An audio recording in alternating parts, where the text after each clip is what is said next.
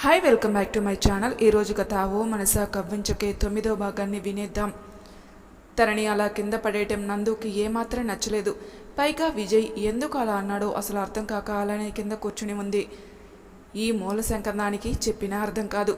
I hate girls అంటూ హీరోలా ఎప్పుడో స్టేట్మెంట్ ఇచ్చాడు. అయినా గంగరెద్దులా తల ఊపుకుంటూ వెళ్ళింది. ఏమైంది? దోల తీరింది దీనికి. ఎప్పుడు చూసినా మా బాబు అంత పొడుగు, నేను ఇంత పొడుగు అంటూ సోది చెప్పేది. ఇప్పుడు చూడు ఏమైందో. లోపల నందు కోసం 1,00,000 బూతులు వేసుకొని ఏమి ఎరగనట్టు, ఏమే వెళ్దామా లేదంటే ఇక్కడే కూర్చొని ఉంటావా అంటుంది లిల్లీ. లోపల నా కోసం ఈ పాటికే బూతులు తిట్టుకొని తీర్మార్ డ్యాన్స్ చేస్తుంటావుగా, మళ్ళీ ఎందుకు ఈ ఓదార్పులు అంటుంది నందు. నిన్ను ఎవడు ఓదార్చడానికి వచ్చాడే? కింద కూర్చుని ఉంటే దారిలో ఉన్న అందరూ నిన్ను చూసి ముష్టిదాని అనుకొని చేతిలో రూపాయి పెడతారు.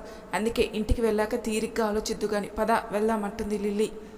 నేను రాను, కాసేపు నన్ను ఇలా వదిలే. అసలు వాడు ఏంటే, నేను దగ్గరికి వస్తే చాలు చూపులతోని తిడుతున్నట్టు కొడుతున్నట్టు ఎక్స్ప్రెషన్ ఒకటిచ్చి దడ పుట్టిస్తున్నాడు అంటుంది నందు. ఇంతలో ఒక అబ్బాయి వచ్చి నందు చేతిలో 10 రూపాయల నోటు, అలానే లిల్లీ చేతిలో 10 నోటు పెట్టి ముందుకు వెళ్తాడు. ఏడుపు ఒక్కటే తక్కువ నందుకి. కోపంతో లిల్లీ వైపు చూసింది. లిల్లీ పగలబడి నవ్వుదామన్నా అతి కష్టం మీద నవ్వు ఆపుకుంటూ, ఈ 10 కూడా నువ్వే తీసుకోవే, నాకొద్దు అంటూ సునామీలా తన్నుకొస్తున్న నవ్వుని ఒక్కసారిగా బయట పెడుతుంది. ఒసై అడ్డగాడిద, అయిపోయావే నువ్వు అంటూ లిల్లీ వెనుక పరిగెడుతుంది. భారీ శరీరంతో లిల్లీ పరిగెత్తలేక ఆయాసపడుతూ, నీకు చెప్పాను కదే కూర్చోకు అని, నా మాట విన్నావా నువ్వు? లిల్లీ వీపు మీద ఒక గుద్దు వేసి, నీకు నిజంగానే సిగ్గులేదే, వాడు నీకు కూడా ముష్టి వేశాడా? ఆ విషయం మర్చిపోయి పగలబడి నవ్వుతున్నావు. నేను ముష్టిదాన్ని కాదే, అందుకే ఆ 10 నోటు నీ చేతిలోనే పెట్టాను. అసలే వరుణ్ కోసం కోపంలో చికాకులో ఉన్న నందు లిల్లీ మాటకి కాలిపోయి, అంటే నేను ముష్టిదాన్నా? చచ్చావే నా చేతిలో, ఎలుగుబంటిదానా, అయిపోయావు అంటూ పక్కన ఉన్న కర్ర తీసుకొని లిల్లీ వెనక పరిగెడుతుంది నందు. చాలా సీరియస్గా వరుణ్ కార్ డ్రైవ్ చేస్తున్నాడు. వరుణ్, చెప్పు. నందు నీకు ప్రపోజ్ చేసింది, ఎందుకు రిజెక్ట్ చేశావు? పైగా నువ్వంటే ఎంత ఇష్టం కాకపోతే అమ్మాయి అన్న సంగతి మర్చిపోయి మరీ నీకు లవ్ ప్రపోజ్ చేస్తుంది అని అంటాడు విజయ్. ఏంట్రా నోరు లేస్తుంది నీకు అంటాడు వరుణ్. అది కాదురా, నందు చాలా అందంగా ఉంది కదా, పైగా తనకి ఒక డైలాగ్ కొట్టావు, ఏంటబ్బా అది అని ఆలోచిస్తూ, మరీ ఎక్కువ చించకరా, నీ బుర్ర పగులుద్ది. ఆ అమ్మాయిని నేను రిజెక్ట్ చేయడానికి కారణం ఏం లేదు. పైగా నాకు ఇప్పుడే పెళ్లి చేసుకోవాలన్న ఆశ కూడా లేదు. నువ్వు ఏదేదో ఊహించుకొని ఎక్కువ థింక్ చేయకు అంటాడు వరుణ్. రేయ్, నీ కహానీలు ఎవరికైనా చెప్పు కానీ నాకు కాదురా. లాస్ట్లో నోటి వరకు వచ్చింది తమరికి, కానీ ఏం లాభం, ఒక్క క్షణం ఆగిపోయారు ఎందుకో అంటూ దీర్ఘం తీశాడు విజయ్. నేను ప్రశాంతంగా ఉండడం ఎవరికీ నచ్చదు కదా అంటూ కోపంగా కార్ పార్క్ చేసి ఇంటి లోపలికి వెళ్ళాడు. వసుంధర పిలుస్తున్నా పలక్కుండా వరుణ్ విసురుగా తన రూమ్కి వెళ్ళాడు. విజయ్ నవ్వుతూ లోపలికి వచ్చి సోఫా మీద కూర్చున్నాడు.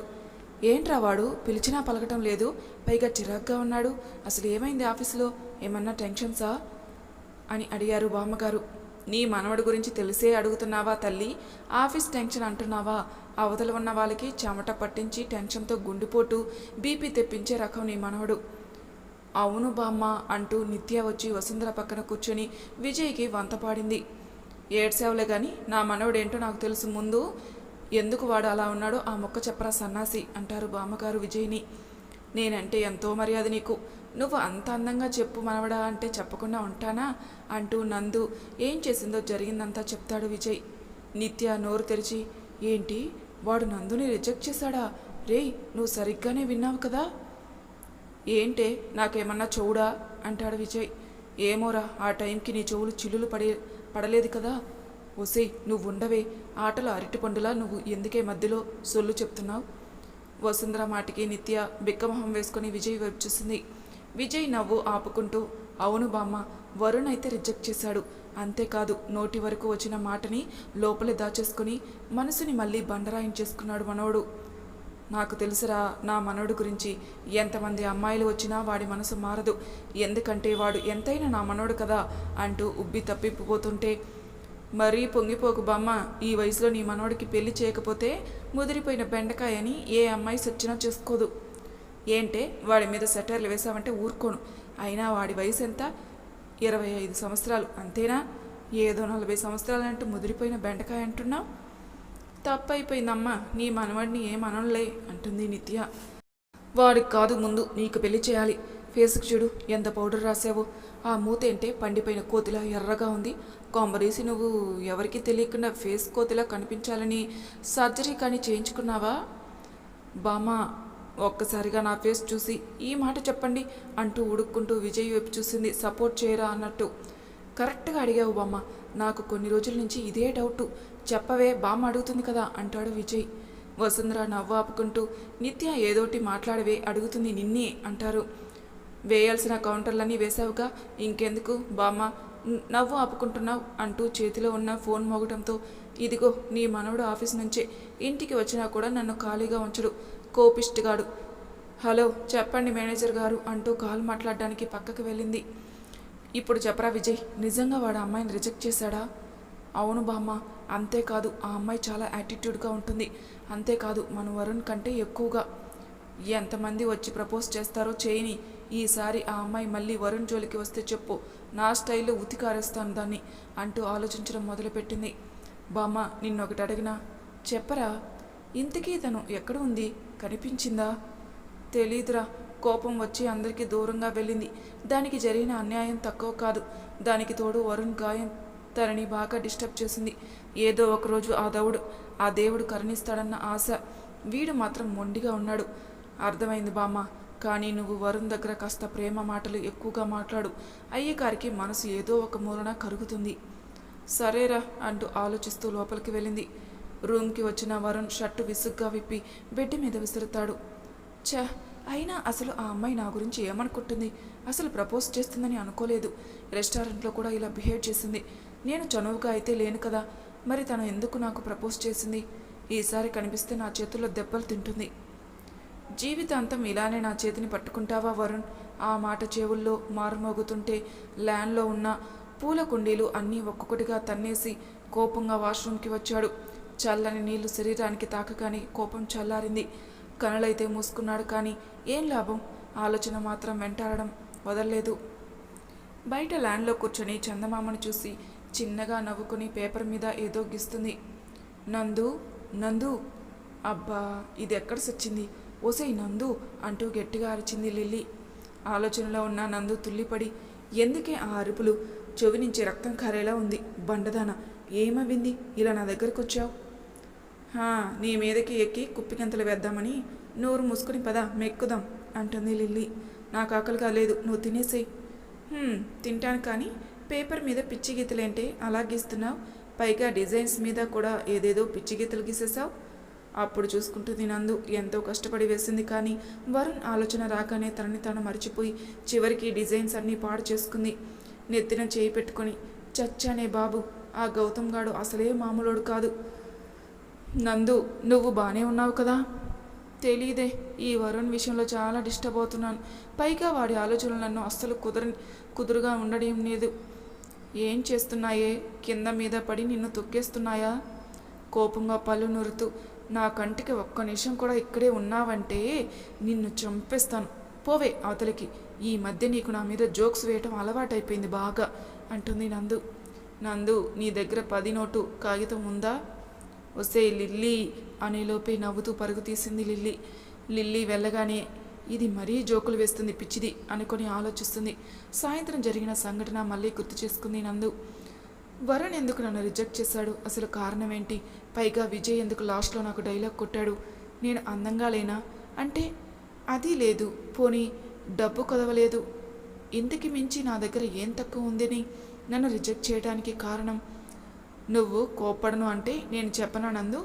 భోజనం ప్లేట్లో పట్టుకుని నందు దగ్గర కూర్చొని భోజనం తినిపిస్తూ, నువ్వు సురేంద్ర వర్మ కూతుర్ని అన్న ఆలోచన పక్కన పెట్టి ఒక సాధారణ అమ్మాయిలా తన దగ్గరకు బిహేవ్ చేయి ఒక్కసారిగా.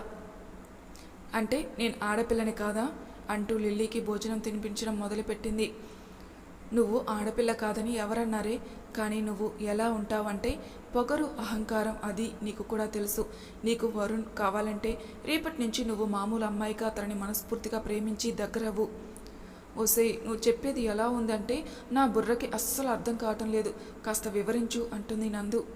రేపటి నుంచి చిట్టి పొట్టి డ్రెస్సులు కాకుండా లంగావనిలో చీరలో అందంగా జడ వేసుకుని అచ్చమైన తెలుగు అమ్మాయిలా రెడీ అవ్వు. అప్పుడు వరుణ్ అంటే చివరికి గౌతమ్ కూడా నీకు వచ్చి ప్రపోజ్ చేస్తాడు. గౌతమ్ మాత్రమే కాదు, ఆఫీస్లో ఉన్న స్టాఫ్ అందరూ నీ వెనకే. అందరూ నా వెనక ఎందుకే, వరుణ్ ఒక్కడే నాకు దగ్గరైతే చాలు, నువ్వు చెప్పినట్లే చేస్తాను అంటుంది నందు. అంతేకాదు, కాస్త సిగ్గు నవ్వు మనసు దోచుకునేలా మాట్లాడడం ఇలాంటివి రేపటి నుంచి ట్రై చేయటం కాదు, అలవాటు చేసుకో. అప్పుడే వరుణ్ నిన్ను ఆడపిల్లగా గుర్తించడమే కాదు, నీలో ఉన్న అందాన్ని కూడా చూస్తాడు అంటూ నందు చేతికి వాటర్ ఇచ్చి, నేను చెప్పేది నీకు అర్థమైంది కదా అని అంటుంది. వాటర్ తాగి బోండం అర్థమైంది అంటూ హ్యాండ్ వాష్ చేసుకుని ఆలోచిస్తుంది. ఇంకా ఏం ఆలోచిస్తున్నావు నందు? లిల్లీ, నేను విజయ్తో మాట్లాడాలి. ఎందుకే? నేను ప్రపోజ్ చేస్తున్నప్పుడు వరుణ్తో మాట్లాడుతున్నట్టు డ్రైవింగ్ సీట్లో ఉన్న విజయ్ ఫేస్ ఎక్స్ప్రెషన్స్ మారాయి. అది నేను అబ్జర్వ్ చేశాను. అంతేకాదు, వరుణ్ నన్ను రిజెక్ట్ చేయగానే వాడు చాలా సంతోషంగా నాతో మాట్లాడాడు. నాకైతే ముందు అర్థం కాలేదు, కానీ ఏదో తెలియని విషయం ఉంది. అదేంటో నేను తెలుసుకోవాలి అంటుంది నందు. తప్పకుండా నందు, నువ్వు మరీ ఎక్కువ ఆలోచించకు. ముందు రెస్ట్ తీసుకో, మిగతా వర్క్ సంగతి తర్వాత చూద్దు కానీ. లేదే, ముందు వర్క్ కంప్లీట్ చేసుకొని ఈలోపు నువ్వు పడుకో అంటూ మళ్ళీ డిజైన్స్ వేయడం మొదలుపెట్టింది. వర్క్ అవగానే నందు బెడ్ మీద వాలింది. ఎంత పడుకుందామన్నా వరుణ్కి నిద్ర రావటం లేదు. పైకి లేచి బయట ల్యాండ్లో చైర్లో కూర్చున్నాడు. నందు తనని ప్రపోజ్ చేయడం గుర్తొస్తుంది. తల విదిలించుకొని ఆలోచిస్తూ నిద్రలోకి జారుకున్నాడు. సూర్యకిరణాలు వెలుగు ఫేస్ మీద పడుతుంటే మరోవైపు విండో నుంచి వస్తున్న చల్లని గాలి తన సుకుమారమైన చెంపలను తాకుతుంటే దానికి తోడు ఆమె కురులు ఫేస్ మీద చిన్నగా నాట్యం చేస్తున్నాయి. రెప్పలు తెరుద్దామన్నా నిద్రబద్ధకం ఆమెని కనులు తెరనివ్వటం లేదు. మగతగా కనులు తెరిచి మళ్ళీ పడుకుంది. ఇంతలో డోర్ బెల్ పదే పదే మోగుతుంటే మంచి నిద్రలో ఉంటే ఎవడ్రా డోర్ కొడుతుంది, చంపేస్తాను, అర్థమైందా అంటూ నోట్లోనే అని మళ్ళీ అటువైపుకి తిరిగి పడుకుంది నందు. కానీ ఎంతకీ డోర్ శబ్దం తగ్గటం లేదు. ఇంకా చిరాకు వచ్చి పక్కన ఉన్న లిల్లీ వైపు చూసింది. నిద్రలో కుంభకర్ణుడు చెల్లి మన లిల్లీ ఆదమర్చి నిద్రపోతుంది. ఒసేయ్ లిల్లీ, ఎవరో డోర్ బెల్ కొడుతున్నారు చూడవే, నేను లేవలేను అంటూ లిల్లీ భుజంపై తడుతుంది. నిద్రలో ఉన్న లిల్లీ మగతగా, నా వల్ల కాదు, పోయి నువ్వు చూడవే నందు అంటూ అటువైపుకు తిరిగి పడుకుంది. మళ్ళీ డోర్ బెల్ మోగుతుంటే, ఛీ నీ అంకమ్మ, వెనకాల ఎవడైనా తన్నుకొస్తున్నాడా, అలా బెల్లు కొడుతూ చచ్చిపోతున్నాడు అనుకుని కోపంతో పైకి లేచి లిల్లీ నడుము దగ్గర గట్టిగా తన్నింది. థ్యాంక్స్ నందు, అక్కడే నడుము దగ్గర ఏదో దోమ కొడుతుంది, తన్ని మంచి పని చేశావే అంటూ దుప్పటి కప్పుకొని మళ్ళీ కోమాలోకి జారుకుంది. కర్మ, దీన్ని ఎంత గట్టిగా కొట్టినా చీమ కొట్టినట్టే కదా ఉండేది. ఎవడ్రా నువ్వు, తెగ చచ్చిపోతున్నావు, నా నిద్ర చెడగొట్టావు అనుకొని విసుగ్గా వెళ్ళి డోర్ ఓపెన్ చేసి, ఎవరు కావాలి మీకు అని అడిగింది నందు. నందు చేతిలో పార్సల్ పెట్టి, నైట్ ఆన్లైన్లో బుక్ చేశారు మేడం అంటూ సైన్ చేయించుకున్నాడు. అతను వెళ్ళగానే, ఎవరు బుక్ చేశారు అసలు, ఏంటిది అనుకుని డోర్ లాక్ చేసి పార్సల్ ఓపెన్ చేసింది. అందులో 2 కవర్లు చూసి అవి ఓపెన్ చేసి చూసింది. 2 చీరలు లంగా వరణి ఉండడం చూసి, ఎవరు బుక్ చేసింది అని నందు ఆలోచిస్తుంటే, ఒసేయ్ నైట్ నేనే ఆన్లైన్లో బుక్ చేశాను, వరుణ్ నీ సొంతం కావాలంటే ఈ మాత్రం లేకపోతే ఎలా అంటూ లిల్లీ దుప్పటి మడత పెడుతూ నందు వైపు చూసింది. నందు వెంటనే ఆనందంగా, నేనంటే ఎంత లవ్వో నీకు అంటూ లిల్లీని గట్టిగా హక్ చేసుకుని, చాలా బాగున్నాయి బండ, నిజంగా సూపర్ అసలు అంటుంది. ఏడ్చావులే, ముందే తొందరగా రెడీ అవ్వు, గుడికి వెళ్దాం. గుడికి ఎందుకే, నువ్వు ఏమన్నా మొక్కుకున్నావా? అమ్మ తల్లి మహానటి, నీ లవ్ సక్సెస్ అవ్వాలని ముందు ఆ కన్నయ్యని అడుగు, అప్పుడే కనీసం దేవుడైనా వరుణ్ మనసు మార్చి నీ వాణ్ణి చేస్తాడు. కానీ ఈ చీర నా వల్ల కాదే, నేను అస్సలు హ్యాండిల్ చేయలేను అంటూ బెడ్ మీద కూలబడింది. ముందు లంగావోని కట్టుకోవే, ఆ తర్వాత చీరలు ఆలోచిద్దు కానీ ముందు రెడీ అవ్వు అంటుంది లిల్లీ. రెడీ అవుతాను అంటూ వాష్రూమ్కి వెళ్ళింది నందు. ఏంటి పొద్దున్నే నాకు ఇష్టమైన చీర కట్టుకున్నావు అంటూ తన ఎదురుగా ఉన్న సునీత వైపు చూశాడు. నవ్వుతూ లోపలికి వచ్చి, ముందు లేవండి, ఈరోజు గుడికి వెళ్ళాలి, అయినా ఎప్పుడు లేనిది ఇంతసేపు పడుకున్నారేంటి? నైటు అమ్మ వరుణ్ కోసం మాట్లాడింది. అవునా, ఏమైంది? ఏమవ్వలేదు, నీ సుపుత్రుడు ఎవరో నందిని అన్న అమ్మాయి లవ్ చేస్తే రిజెక్ట్ చేశాడంట, ఆ విషయం చెప్పిందమ్మ. ఆశ్చర్యంగా సునీత సురేష్ వైపు చూసి, నిజమా? పొద్దున్నే ఎంత మంచి శుభవార్త చెప్పారండి, నిజంగా నాకు చాలా సంతోషంగా ఉంది తెలుసా. అయినా ఈ విషయం ఎందుకు అత్తయ్య గారు ఇంకా నాకు చెప్పలేదు? అమ్మకి తెలిసింది నైట్ తను మన రూమ్కి వచ్చేసరికి నువ్వు గాఢ నిద్రలో ఉన్నావు. నిన్ను లేపడం ఇష్టం లేక ఈ విషయం నాకు చెప్పింది. నిన్న ఎక్కడో ఏదో మూలన ఎవరో పోయి ఉంటారే, అందుకే నీ సుపుత్రుడు ఆ అమ్మాయిని రిజెక్ట్ చేశాడు. ఎప్పుడు చూసినా మీ కళ్ళు వాడి మీదే ఉంటాయి అంటూ సురేష్ చేతిలో కాఫీ కప్ పెట్టి కోపంగా చూస్తుంది. కొడుకు ఏమో ఆఫీసులో కంటి చూపుతో చంపేస్తే నువ్వేమో నన్ను చూపులతో కాల్చేస్తున్నావు. ఏంటండి ఆ మాటలు? నేను నా కొడుకు ఎంత మంచి వాళ్ళమో తెలుసా, కానీ మీరే మా ఇద్దరిని అర్థం చేసుకోరు అంటుంది సునీత. మీ ఇద్దరిని నేను తప్ప ప్రపంచంలో ఎవరు మిమ్మల్ని భరించరే. ఈ విషయంలో మాత్రం నేను గ్యారంటీ ఇస్తాను. ఎందుకంటే ఆ దేవుడు ఎప్పుడు మంచి వాళ్ళకే కష్టాలు పెడతాడు. అవునండి, మీరు చెప్పింది మాటికి నిజం. అందుకే ఆ దేవుడు నా తలరాతలో మిమ్మల్ని రాశాడు. ఏం చేస్తాం, భరించుక తప్పదు అంటూ సురేష్ చేతిలో కాఫీ కప్ తీసుకుని నవ్వు ఆపుకుంది. మాటలు బాగా నేర్చావి. నీ కొడుకు దగ్గర నేర్చుకున్నావా? అవునండి, మీకు నేర్పించినా? వద్దులే అంటూ నీరసంగా ఫేస్ పెట్టి టవల్ తీసుకుని వాష్రూమ్కి వెళ్ళాడు సురేష్. మిర్రర్లో హెయిర్ విదిలించుకొని, ఇప్పుడు గుడికి ఎందుకే ముసలి, మా తాతయ్య కానీ గుర్తొచ్చాడా నీకు? ఉన్న పలంగా నువ్వు మా అమ్మ గుడి ప్రోగ్రాం పెట్టారేంటి సంగతి అంటాడు వరుణ్.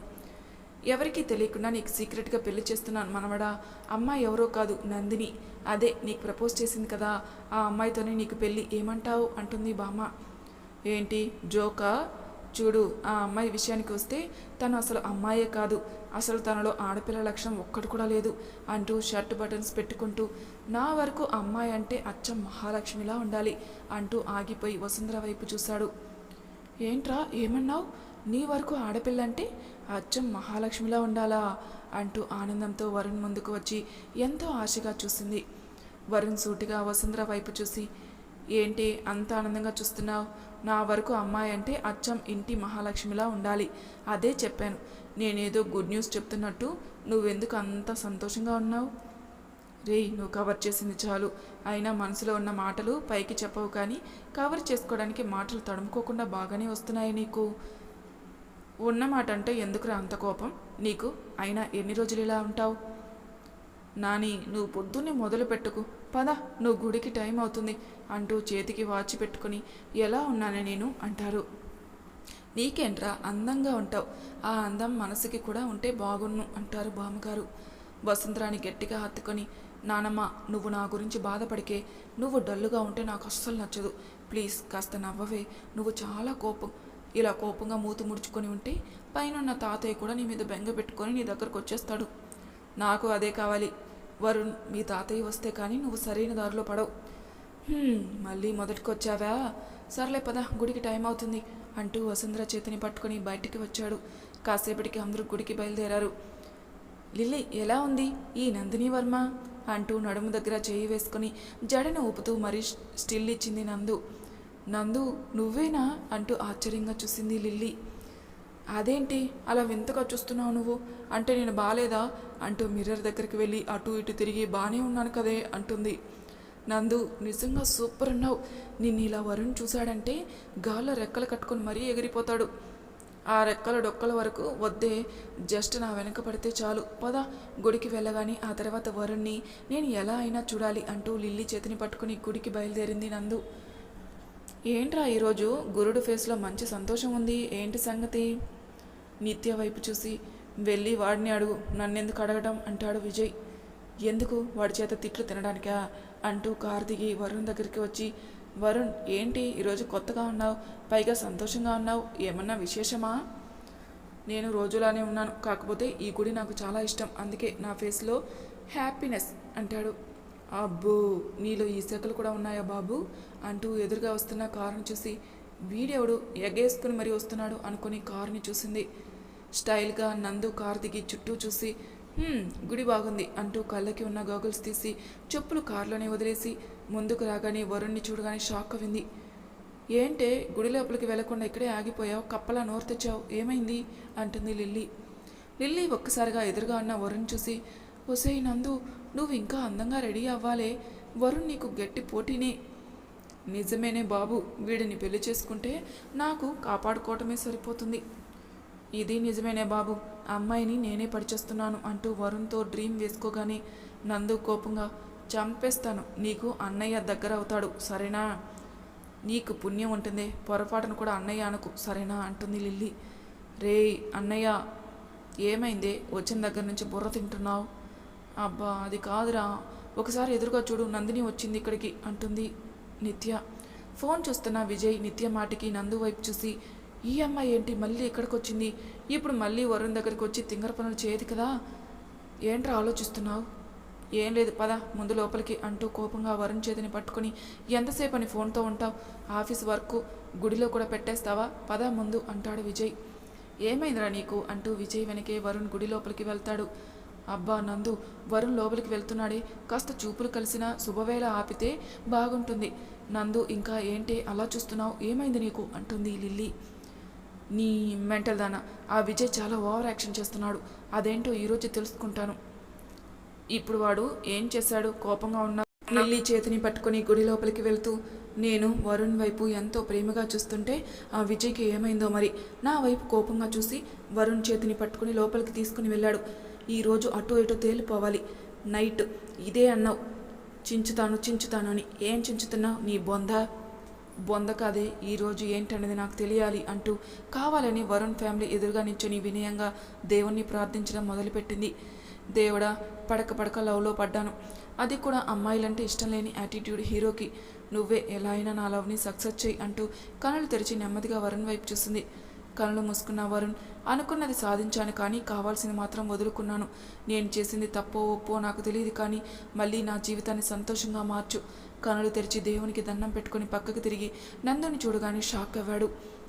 ఇదేంటి ఈ పొగరుబోతు గుడికొచ్చింది, ఎప్పుడు చూసినా నా వెనకే తిరుగుతుంది, పని పాట లేదా అనుకున్నాడు. నేను ఇంకా ఏం మాట్లాడుకున్నాని చూపులతోనే కాల్ చేస్తున్నాడు, ఇప్పుడు నేను ఎలా మాట్లాడాలి అనుకుంటుంది నందు. ఇక్కడే ఉంటే ఈ అమ్మాయి పొగరు నేను చూడలేను అనుకొని వెంటనే బయటికి వచ్చేశాడు వరుణ్ వెనకే నందు పరుగు తీసింది. ఇదంతా చూసిన విజయ్కి బగబగ మండిపోతుంది. వరుణ్ ఇక్కడ తగులుకుందా అనుకుని ఏంటి అంటాడు. కాస్త ఫేస్ చూపించి మాట్లాడు, ఎందుకంత కోపం? వెనక్కి తిరిగి, నీతో మాట్లాడవలసిన పని నాకేంటి, అసలు ఎవరు నువ్వు, నీతో నేనెందుకు మాట్లాడాలి, నా చుట్టానివా పట్టానివా, లేదంటే నువ్వేమన్నా నా ఫ్రెండ్వా, నీతో నేను పని పట్టుకుని మాట్లాడడానికి? అయ్యగారు మూడు బాగాలేదా, లేదంటే నేను రాంగ్ టైంలో వచ్చానా, ఆయన ఈయన గారి దగ్గర సైలెంట్గా ఉంటే ఎట్లా పని అవుతుంది అనుకుని ఎందుకంత కోపం, ప్రపోజ్ చేశానా? సీరియస్ లుక్ ఇచ్చాడు వరుణ్, నువ్వు నాకు నచ్చావు, అందుకే ప్రపోజ్ చేశాను. నీకు నేనంటే ఇష్టం లేదా, లేదంటే ఇంకా ఏమన్నా కారణం ఉందా? నీకు నేను అంతలా చెప్పినా కూడా తలకి ఎక్కించుకోలేదా? చూడు అమ్మాయి, నేను నిన్ను చూసింది 2 సార్లే, నీ మాట తీరును బట్టే నీతో నేను రాంగ్గా మాట్లాడాను, అవునా కాదా? అవును. నీతో నేను ఎప్పుడైనా తప్పుగా బిహేవ్ చేశానా? లేదు. అయినా ఇప్పుడు ఇవన్నీ ఎందుకు అడుగుతున్నావు వరుణ్? ఎందుకంటే నువ్వంటే నాకు ఇష్టం లేదు. నువ్వు ఎన్నిసార్లు నా వెంట పడినా ఐ లవ్ యూ చెప్పినా కూడా ఇదే నా మాట, ఇప్పటికీ ఎప్పటికీ. ఏంటి అర్థమైందా అంటాడు వరుణ్. అసలు నేను ఎందుకు నీకు నచ్చలేదు వరుణ్, నీకు నచ్చకపోతే నాకేంటి, నేను మాత్రం ఎప్పటికీ నేను లవ్ చేస్తాను, ఐ లవ్ యూ అంటూ వరుణ్ చేతిని పట్టుకుని అతని కళ్ళల్లోకి చూసింది. వరుణ్ నందు చేతిని విసురుగా నెట్టి దండం పెట్టి, ప్లీజ్ అమ్మాయి కదా అని సైలెంట్గా ఉంటున్నా, లేదంటే నా స్టైల్లో నీకు బుద్ధి చెప్పడం పెద్ద పని కాదు. నందు ఇంకా ఏదో మాట్లాడేలోపే వరుణ్ కోపంగా అక్కడి నుంచి గుడి బయటికి వచ్చి, గుడిలో కూడా నాకు మనశ్శాంతి లేదు, ఈ అమ్మాయికి ఎంత చెప్పినా అర్థం కావటం లేదా, పదే పదే నా కళ్ళల్లో చూడటం, చేతిని పట్టుకోవటం. ఇదంతా చూసిన విజయ్ కోపంగా నందు దగ్గరికి వచ్చి, ఏం చేస్తున్నావు నందిని, వాడిని ఇక్కడ కూడా మనశ్శాంతి లేకుండా చేస్తున్నావు, అసలు ఎందుకు నువ్వు చెప్పిన మాట వినవు? అప్పటికే వరుణ్ కుండ బద్దలు కొట్టినట్లు సమాధానం చెప్పేసరికి బాధ వచ్చి మౌనంగా విజయ్ వైపు చూసి, విజయ్ నేను పొగరుగా ఉంటాను కానీ నాలోని మంచితనం ఉంది, కానీ ఎందుకు వరుణ్ అంతలా నాతో నచ్చలేదు అని చెప్తున్నాడు. వాడికి నువ్వే కాదు, ప్రపంచంలో ఎంత గొప్ప అందగత్తైనా వాడికి నచ్చదు, వాడి మనసు కూడా దానికి అంగీకరించదు. అంటే తనకి అమ్మాయి అంటే ఇష్టం ఉండదా? లేదు. ఎందుకు? ఎందుకంటే వాడి మనసులో తన మరదలు ఉంది కాబట్టి. ఈ వరుణ్ ఎప్పుడో సిరి మహాలక్ష్మి తన మనసుని రాసి ఇచ్చేశాడు. విజయ్ మాటలు అర్థం కాక, సిరి మహాలక్ష్మి ఎవరు, మనసు రాసివ్వటం ఏంటి, మరదలేంటి అని అడుగుతుంది. వాడు ప్రాణంగా ప్రేమించిన అమ్మాయి, తన కోసమే వాడి తపనంతా, అందుకే నువ్వు వరుణ్కి దూరంగా ఉండు, ఎందుకు చెప్తున్నానో అర్థం చేసుకో అంటూ విజయ్ అక్కడి నుంచి వెళ్ళాడు. విజయ్ మాటలకి నందు మనసు చాలా బాధపడుతుంది. అక్కడే ఉన్న చెట్టు దగ్గర కూర్చుని విజయ్ మాటలు తలుచుకుంది. ఇదంతా దూరం నుంచి చూసిన వసుంధర నందు మీద కొంచెం కోపం వచ్చినా విజయ్ విషయం చెప్పగానే తన బాధని చూసి చలించింది. వెళ్తున్న విజయ్ నందు వైపు బాధగా చూసి, నన్ను క్షమించు నందు, నీకు వాడి గురించి నిజం చెప్పాను, లేదంటే నువ్వు వాడి మీద ఇంకా ఆశలు పెంచుకుంటావు, ఆ తర్వాత బాధపడటం ఎంతో నరకమో, అందుకే నీకు చెప్పాను. కార్ సీట్లో కూర్చున్న వరుణ్ అసహనంగా చూస్తాడు. నందు తన చేతిని పట్టుకోవడం గుర్తుకు రాగానే చేతిని కార్ డోర్కి గట్టిగా గుద్దుకుంటాడు. మరి తన వైభాగంలో ఏం జరుగుతుందో నెక్స్ట్ ఎపిసోడ్లో తెలుసుకుందాం. అంతవరకు నా ఛానల్ని సబ్స్క్రైబ్ చేయని వాళ్ళు ప్లీజ్ సబ్స్క్రైబ్ చేసుకోండి. లైక్ చేసి షేర్ చేయండి. మీ అభిప్రాయాలు నాకు కామెంట్ రూపంలో తెలియజేయండి. Thank you for listening.